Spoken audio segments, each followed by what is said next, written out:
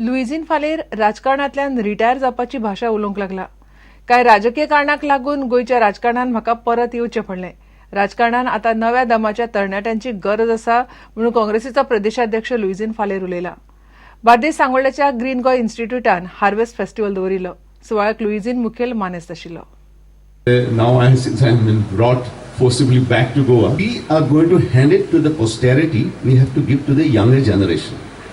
I was always telling Yatish, God give me another 20, 30, 40 fellows like Yatish, so that we hand it over in the right hands who can take the leadership, who can protect it.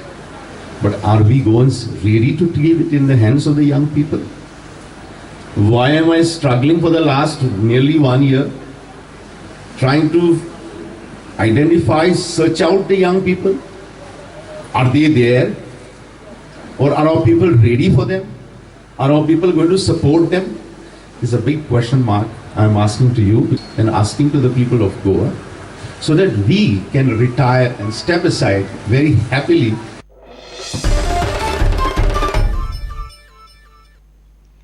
इतल्याने खबराचित्र हांगाच सोंपता. पळयत Rawat prudent. नमस्कार.